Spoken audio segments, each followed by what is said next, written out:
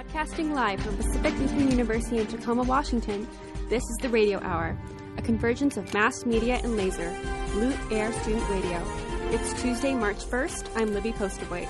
I'm Paris Franklin. And I'm Eddie McCoven. Glad to have you all listening tonight as my colleagues and I from Mast Media bring you the latest in on-campus news, intriguing Lute life stories, and, of course, a dose of our intellectual wit. Make sure you visit mastmedia.plu.edu for all this and more. All right, top story that we're picking on tonight is the Feds versus Apple. I'm pretty sure that everybody here, right? Everybody here has heard about this tonight, right? Mm-hmm. Yeah, indeed. Yeah. So in case you've been under that rock, so it means you don't use an iPhone or maybe a smartphone at all, or maybe you've just had problems with your signal lately or your Wi-Fi, which is there Wi-Fi problems again on campus? There are always Wi-Fi problems on campus. It's a lot of people trying to use the internet at once. We digress. So right now, there's this whole thing about that San Bernardino terrorist attack. I mean, just senseless act of violence that happened. And, of course, now the FBI is in possession of one of the phones, which happens to be an iPhone, of one of the perpetrators, one of the assailants.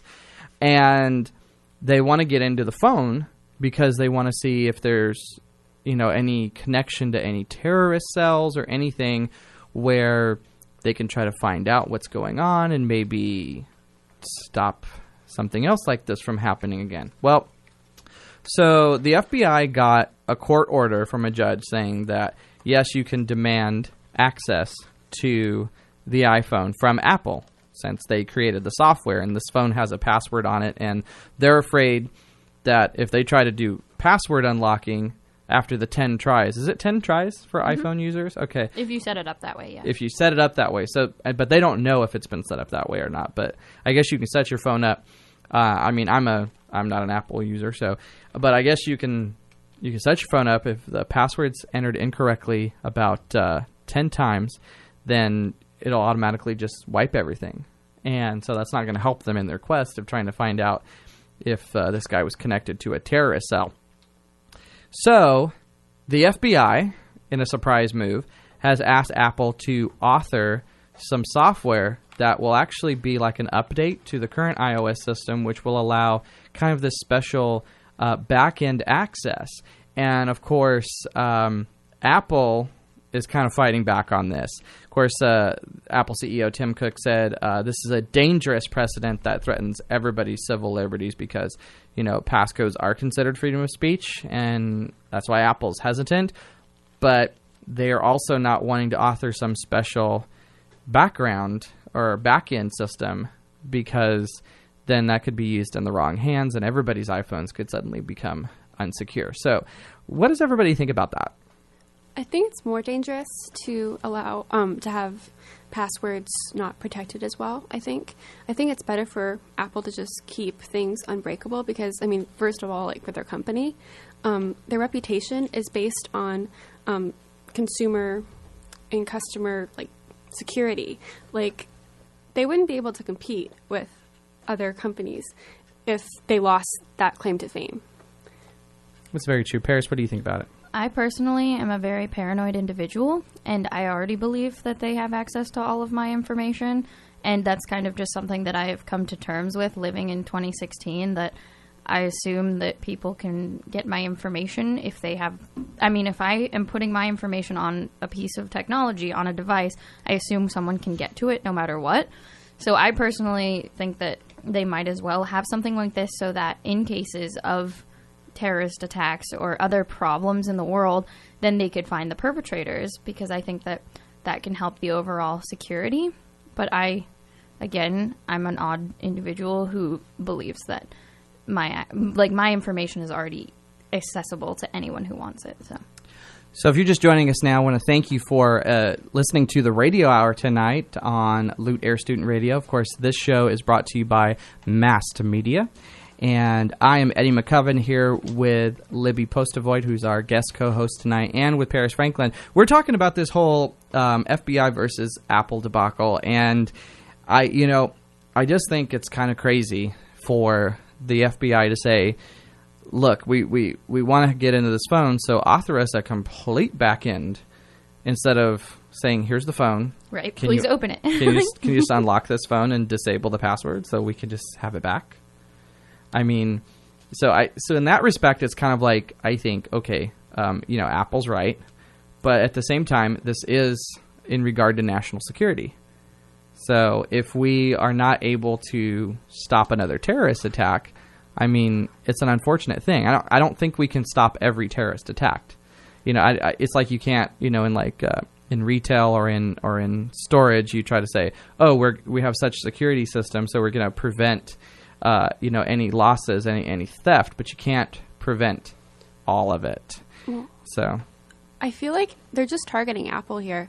I mean, if they're going to do it to Apple, they should do it to every other phone company and every other computer company. That way, it's more security and it's more access to information, but it's not targeting one company and possibly ruining them. Well, and what I'm curious about is I actually don't know about the security features on other phones. I do know that one of Apple's platforms, as Libby said, is definitely based off of personal security. And now we even have Apple Pay where you can give us all of your credit card information and all of this information and all of that information. And I don't really know how the devices from other companies work, but I think that's definitely something that I would need to look into before I could form a more solid opinion on this, just because I don't know if there are other phones out there who can delete all, I guess, that could delete all of their information after 10 wrong passcode attempts. it just seems like, I don't know. I'm just not comfortable with authoring a whole software behind this. I'm just not. But I think, cracking one password for this whole case, should be something. Of course, I'm not an Apple endorser, so I'm kind of like giddy when I think of maybe like the feds will shut Apple down for like a day or two. Mm-hmm. I mean, I don't think it's going to happen in this administration. If we were still in the Bush administration, I think with the previous people, because you don't mess with Texas. So I think if this would have happened back then I think we'd be dealing with a different story now, just because we had different people in charge and the circumstances were a little bit different, and we're so far from 9/11 now that it's like we're coming down off of that heightened security where everybody was on. So, all right, our next story that we're going to be covering tonight here is causing quite a stink, if I might say so myself. So, quite a stink here in the city of Tacoma. And with that story is Paris. Paris, tell us about this. Well, as some of you may know already, the Northwest Innovation Works is proposing the building of a facility to convert natural gas into methanol at the Kaiser aluminum, I almost said aluminium, I'm sorry, site in the port of Tacoma. It's aluminium. Aluminium. Yeah, at the Kaiser aluminum site in the port of Tacoma. And according to the NIW, the methanol will be used as a feedstock into Asia to, produce olefin, a compound used in such consumer goods as plastic containers, cell phones, and carpet fibers. The cleaner burning methanol would help reduce China's reliance on higher emission coal and petroleum. So in last week's Mast magazine, our very own Helen Smith wrote a very lovely piece about this. So if you would like to get the full story, make sure you pick that up on newsstands now. And it's a very wonderful account of just some of the pros and cons of this particular plant being placed in Tacoma. And it's very interesting because this actually could have some very severe effects for our enrollment as a university that is in Tacoma, Washington, and who does try to attract environmentally conscious individuals. And this would essentially allow the water consumption of Tacoma to be doubled because of this plant's usage of water. And while it would create about 200 permanent jobs, it still would change a lot of the environment. And it looks like, oh, did I just see the phone flasher go off? Oh, my bad. There was a light in the studio, and I misread it. We were excited for a moment. It was a false alarm. So, yeah, this is a very interesting case where there are a lot of people who are already up in arms about it, and they're already protesting in Tacoma.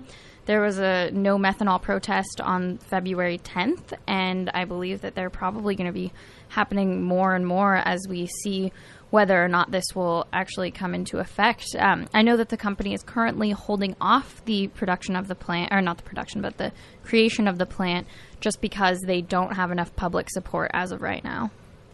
And, of course, right now you are listening to Lute Air Student Radio. That's LASR. This is the Mast Radio Hour, convergence of laser and mass media. If you want to call in and add to the discussion tonight, whether it's about the methanol plant or anything we're talking about tonight, the number to call in is 253-535-7332. That's 253-535-7332. Make sure to follow us on Facebook.com/PLU Mast Media or tweet us at PLU Mast to add your voice to the discussion. Libby, what do you think about this methanol plant? I'm so happy you asked me, Eddie, because my dad just emailed me. When somebody says that, I'm like, great. Yes. Awesome. Can't wait. Yeah, he decided to show this letter to the editor that he wrote to the Tacoma News Tribune about methanol. Apparently, 1 day of the plant's emissions equates to the carbon dioxide emissions of about 3,191 cars per year.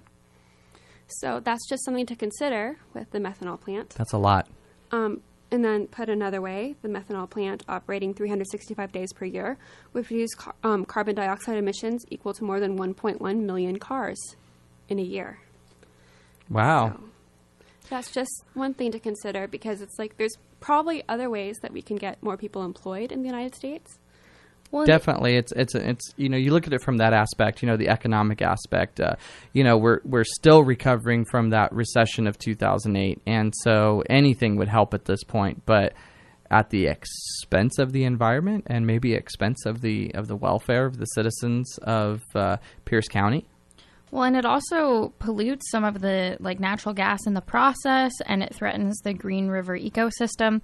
So it's very interesting that even though it seems as though Tacoma is more of an industrialized area, we are still on the side of the mountains that would, we are a more liberal population in this part of the state. No, we're not. Oh, I'm sorry. I was being sarcastic. But. Okay. But just we still do fall on the more liberal side of the political spectrum. And I just think it's very interesting that this is going to create 200 jobs, which doesn't seem like quite enough to have such a detrimental impact to the earth. All right. Well, thank you, Libby, and thank you, Paris. Coming up after the break, we're talking about how diverse PLU actually is. And we'll be featuring an interview with Sam Ellefson, the star of Late Night, which is happening this Thursday. We'll have him up towards the end of the hour. Here's the song Gold by Kiara. This is the Radio Hour, a convergence of mass media and laser. Alrighty, and we are back to the Radio Hour here on Laser, Lute Air Student Radio.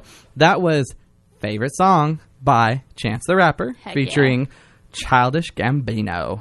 Yeah. And before that was Gold by Kiara. There's so many artists named Kiara. It's very confusing. Because I know of another woman who sounds very similar, but she only has one eye. And I guess this Kiara has two eyes. And I could very well not be pronouncing it correctly, so Kiara. Kiara. I don't know. K-I-I. K-double-I. K-double-I. All right. She's Kayara. So, perfect. Here's a question for you all. How diverse is PLU? It's a good question, Eddie. There's even a story in the Mast about it. There is, Libby? What have we got about that? Well, Jenny Boots from our own Mast TV wrote about it. A study in diversity. How diverse is PLU really? Melanie Cunningham, the Director of Multicultural Recruitment for PLU, will begin a survey on multicultural recruitment and success, mainly dealing with retention of students of color. Because PLU is a very, very white school, big shocker, because there's only 27.8% of the class of 2015 population identifying as students of color. We're white Anglo-Saxon Protestants. WASPy. Watch out for the stinger. Woo! Among the students who identify as African American, Asian American, and Native American, about a lot less are less likely to return to PLU for a second year and to graduate in 4 to 6 years. So PLU identifies as this very welcoming place that's very diverse. But are we really? Because, if these students of color don't feel like they're at home here or they don't feel like they're able to come here, are we doing enough? That's what the survey is supposed to assess. It's Yes. also very interesting considering the area that our school is in, just because it is a far more diverse area than the population that you see walking around here every day. Yeah, the thing about this is you have to realize one thing. As we all know, PLU is founded and still is a Lutheran college. It was founded by Scandinavian immigrants. So naturally, everybody here was very pale and very blonde or brunette. But mostly blonde with blue eyes. Yeah. So, it's just kind of, that's how this whole territory was at one point. When people moved out here, it was that, that's who was here other than the Nisqually, the Native Americans. So, and the Steilacoom. So other than that, that's who was here. Now, granted, we had an explosion of African American students on campus in the 1970s. There was a lot of them here, and so what's happened since then? I don't know. Are they just going to UW? I'm thinking that because of rising tuition rates, that would definitely drive out students. And another thing to note is that only about 11% of professors identify as people of color. I thought it was 11% of okay. Sorry. Yeah, I thought it was 1%, and I was like, are you sure? But then it was people of color in general. Yeah, people of color in general. We only have one professor of African American descent. Which is why I was... And that would be Dr. Robert Marshall Wells, Associate Professor of Communication and Director of the Center for Media Studies. I love that man. He's amazing. He's my advisor. So you get to sorely speak highly of him. underrepresents our students of color, and if they don't have professors who are of color who they can look up to, would they see themselves as being somehow less able than white people who have a lot of white people to look up to? So this was an interesting topic at the Wong Center Symposium that just happened here last week, where they actually had a few different students who were from the Tacoma area who went through PLU and are now working still in the Tacoma area, and they talked a lot about how they want to make sure that their students see people who look like them, so they can make sure that they know that that's an accessible thing, that is a possibility for them. Because if all of your teachers your entire life are of a different race than you, you're like, oh, well, why is my race not represented in that particular population? Maybe I shouldn't strive for that. And so they've talked a lot about how their work has included so much. It's even just helpful for them to have grown up here, and then they can go back and help the community. You are listening to The Radio Hour here on Lute Air Student Radio, brought to you by Mast Media. I'm Eddie McCoven, your host tonight, with Paris Franklin and Libby Postavoit. And we're talking about the African American students' retention rate on campus. And I agree. I think we should be looking into. I personally don't like the phrase "person of color," but then again, I come from a different standpoint. But I think PLU should be doing the most that we can to attract not only the talent, the academic talent and staff, the supportive talent on campus, more of people of different ethnic backgrounds, but I think that conversation needs to happen. Why are we still in this day and age so very Anglo on this campus, and we are not? We are failing to attract, and we're failing to keep students of different ethnic groups. So that's a good question to keep in our minds. So on that note, featuring the symposium, which we just talked about, there was how many symposiums happened in the last week? I lost count. Well, they actually had two of them blended together with the final keynote speaker of the first symposium. She is actually also the first keynote speaker of the second symposium. So it was the Wong Center Symposium going into the food symposium. Yeah, and that's what I'm here to talk about. Hi, folks. I'm Julia Grosvenor. Hi, Julia Grosvenor. Hi. Welcome. Hi, Julia. She's been here the whole time. Yeah, it's creepy. I just don't talk much, I guess. So I actually went to the food symposium. For those of you who missed it, it sort of happened over the weekend. It started this Friday and wrapped up just this Monday. It's the third food symposium that PLU's philosophy department has hosted. And this year the theme was on the relationship between food and the environment. It was really interesting. There were a couple of keynote speakers, a couple of panels. There was a documentary created by the Media Lab about food waste, and there was even a tour around Pierce County of different places that practice ethical food practices, like composting and ethical agriculture. I went to one of the last panels. It was really interesting. It was about food consumption. There was a representative from a local food bank and a couple professors. And I personally had a great time because I got to complain about something that is near and dear to my heart, which is PLU's cafeteria.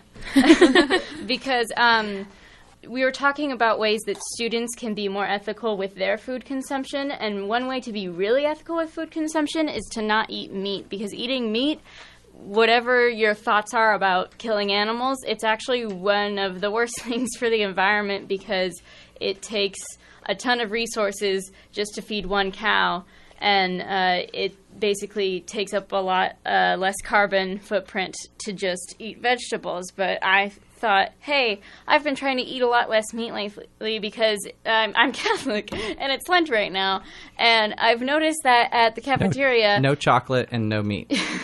I've noticed that at the cafeteria, sometimes the non-meat options feel like these last-minute scrambles to be like, wait, there are people that need to be vegetarian. Like, they'll have something that sounds really good that's like a meat dish, and then the vegetarian option will be that, but with tofu, like 90% of the time.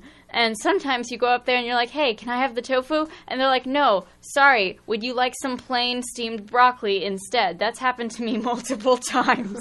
And let me tell you, plain broccoli on soba noodles is not really a dish. And so it was a really interesting opportunity to talk about food consumption and how ethical that is. And we got to hear about it from a philosophy perspective, a religious perspective. One professor even talked about how religious rituals relating to food create more ethical food practices. And I just thought it was something interesting to talk about. Definitely was. So I guess if you missed that, you can go online. I think Marcom probably wrote something about it. Did Media Lab film it? I don't know if Media Lab filmed it, but you can actually watch the documentary they made called Waste Not online. If you just Google, like, PLU Food Symposium, it'll pop up. There you go. Excellent. All right. Well, thank you, Julia, for contributing tonight. Of course, we always have Julia here. She just doesn't always talk because she's doing stuff in the background. Of course, you have myself, Eddie McCoven, and Paris Franklin, and we're always hosting. Tonight we have Libby Postavoit, who is guest hosting. But we've got Helen Smith over there on the other side of the studio. She's marking time for us, and I think she's probably getting ready to tell me we got to go to break. And so, because we do have some guests that just walked in, and we'll be interviewing them in just a moment. And, of course, Monica Payne is here, too. Monica is here for everybody's sanity, so that way we can keep the show going. And, of course, if you want to be a part of Mast Radio, Mast TV, or anything that we do in student media here, just go to plu.edu/student media, and you can find any way to be involved. Coming up after the break, we're going to be talking with the star of Late Night, Sam Ellefson. Of course, everybody swoon. Yes, everybody swoon. All right. But first, we're going to listen to some music. Here is DJ Snake with Middle. Welcome back to the Radio Hour here on LASR, Lute Air Student Radio. That was DJ Snake with Middle, and you just heard The Chainsmokers by Roses. Number to call in tonight if you want to talk to us is 253-535-7332. That's 253-535-7332. Make sure to follow us on Facebook.com/PLU Mast Media or tweet us at PLU Mass to add your thoughts to our topics tonight. Well, speaking of topics tonight, I couldn't end our show this week without some very special guests.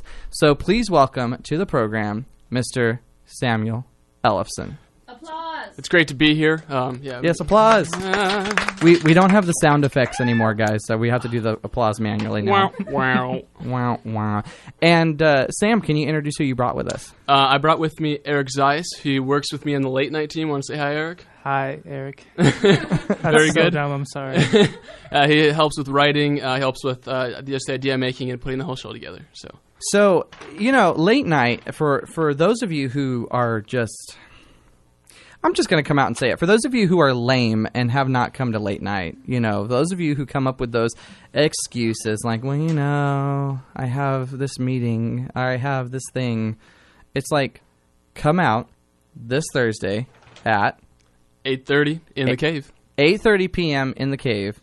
Be there, or, I don't know what you're doing with your life if you're not there. But late night. So, interesting enough, I'm starting to see the posters around the campus. Yep. So last fall, you guys did a really good job with making the different magazine covers. So we saw Sam's face everywhere. And now I'm seeing posters where instead of magazines, it's movie posters. That's so. correct. Who came up with the movie poster idea? The movie poster idea was kind of collaboration where we want to do something similar. I think I maybe popped the idea out, but it was all collaboration for the most part, especially with our Mast TV group. But then, of course, with making the posters, I want to give credit to Colton and McKenna. McKenna took the pictures and did some editing, and Colton does the amazing graphic design. He does a really good job. So yeah, that's McKenna Morin, our chief photographer for Mast Media, and Colton Walter, our chief designer. So, yeah, they do excellent work. But I'm telling you, I don't know what my favorite poster is. Libby, did you have a favorite poster of the ones that you've seen? Yes. Monica and I had the same favorite one. It was Sam showing his amazing abilities as an all-purpose spoon. I played both the big spoon and the little spoon in the famous Titanic scene. Oh, so that was the Titanic scene. Where's the... there's the poster. Of course, we have a camera in here right now, but you're not seeing that video feed. Only Campus Safety is. But if you can see this poster right now, if you remember that scene in Titanic where Leonardo DiCaprio is... who's the actress? Kate Winslet. Kate Winslet, yes. Winslet. Jack, I was going I'm flying, that scene. Jack, I'm flying, yes. So, and then, of course, when I see this poster of that image of Sam now holding Sam in that same scene in the Titanic down there, it just makes me think of that. Does everybody remember that Celine Dion song? You bet I do. Near, far, wherever you are, the words are here, and I don't know heart them. will go on. All right, so that happened. That happened. There you go. Live on Lute Air Student Radio right there. You can't get better than that. So the next poster I see is, of course, classic. We took the classic Jurassic Park and just made that Sam creeping around with short hands. Did you put your hands in your shirt? And I just pulled a T-Rex number. If you've seen Meet the Robinsons, got big head and little arms. That's what I was going for. Huge Jurassic Park fan, so it was a lot of fun to do that one. The Home Alone one is just awesome. I mean, you are such a perfect substitute for Macaulay Culkin in this photo. And the burglars, too. I'm like, Sam, you got a devilish look on your face there. The criminal on the left. Yeah, the criminal on the right, I went for what you kids doing kind of look. And the other one, we happened to find a crowbar, which really helped me get into character when we were taking that picture. Yeah. And last but not least, we have... Actually, no, it's not last. There's a Jaws one. That one is actually my personal favorite, but we weren't able to get a copy of that one. Yeah, there's so many all over the place now. And there is...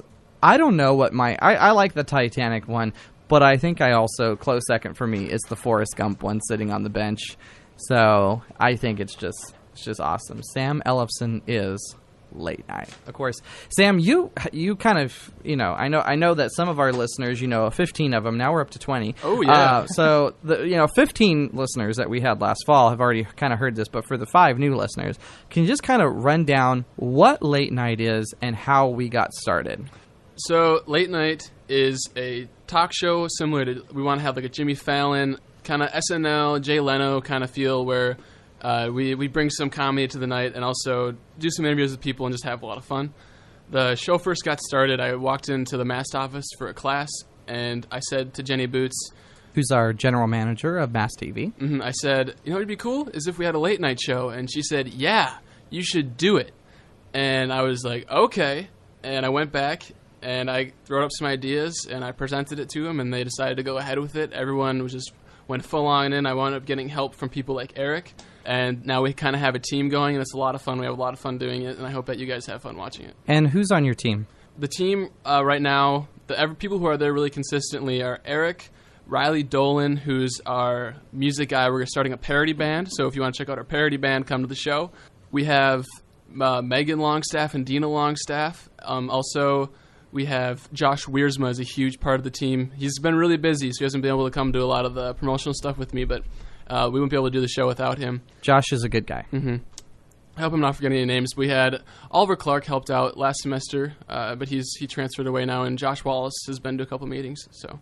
All right. Well, very good. So what can we expect this week on Late Night? A lot of fun. We have Piper, I'm going to butcher her last name. It's Foulin, I believe. I have to go over that before the big show. But we have her coming on. She's got some great stuff to talk about. I know how to. You know how. But I forgot. You forgot. That's okay. I interviewed her I did, yeah. A year ago. But she's coming on the show. She's got a lot of fun stuff to share. She's going to play for us. We got some fun videos. She has a brother, too. Yes, her brother's a first year on campus. So if you can maybe ask him how to pronounce his name for me. But we Foulon. Also... It's Foulon. Foulon? Yes. Foulon. And we may also have a special mystery guest that I can't reveal to you guys yet. That could be a lot of fun coming in. It's definitely Leonardo DiCaprio. I figured it out. Is it Leo? No. Leo! We couldn't afford him. Oh. You would think after the big Oscar win, he'd probably be like up for anything at this point. Yeah, you know? I mean, if you listen to one of his interviews, it almost sounds like he's done. If you on the red carpet, he's like, "Yeah, this is the pinnacle of my career," and then it sounds like he just said all down here from here. But so definitely some good laughs. And the other thing is that's cool about this, if you all don't know this, is that Late Night is done before a live studio audience. So what is it like? You've worked on News at 9 before. You've come in, you've done sports segments, so you're just there with the cameraman. You're there with Josh in the studio.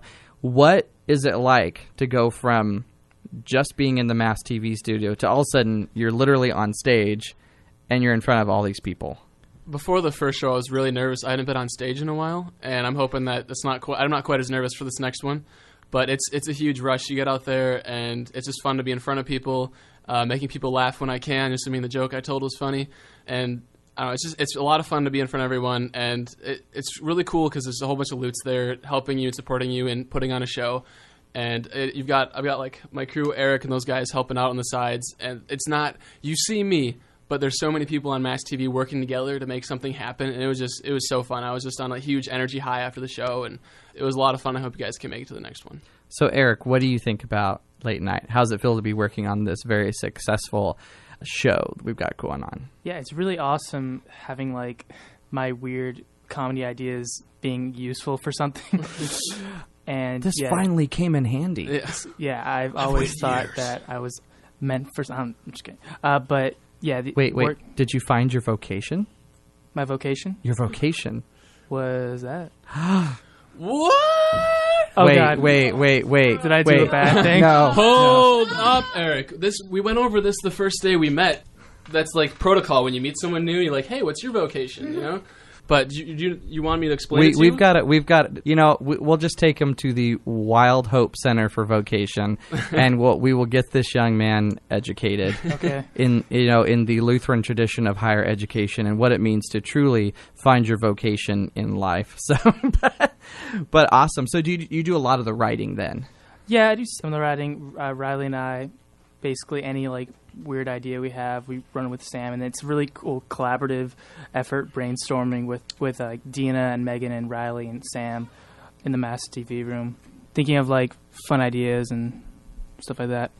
I mean, it's, like you're saying, it's really fun to have a team too. Just the first show, because it was up and running, I had to do a lot of the stuff, and I think the show is going to be a lot better because we've done it before, and we've also got this great team working on our jokes and things that are happening. So it's going to be a lot of fun.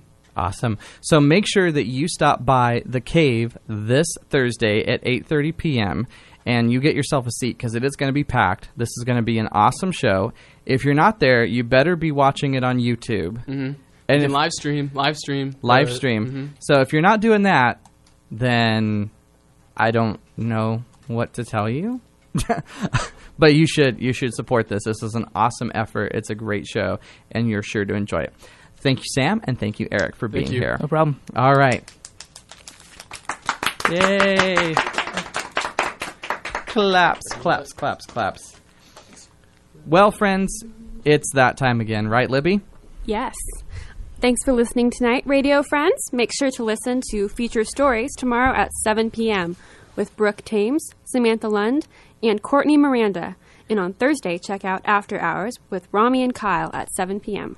And on Fridays, don't miss Sports Talk with Christian Bond, Kellen Westering, Andrew Artisone at noon, and listen to Molly in the Morning with Molly Undahl Mondays at 10:30 a.m. And we hope to catch you back here next Tuesday night at 9 p.m. for another edition of The Radio Hour. I'm Libby Postavoy. I'm Paris Franklin. And I'm Eddie McCoven. This has been The Radio Hour, a convergence of mass media and laser. Thanks for listening, and good night.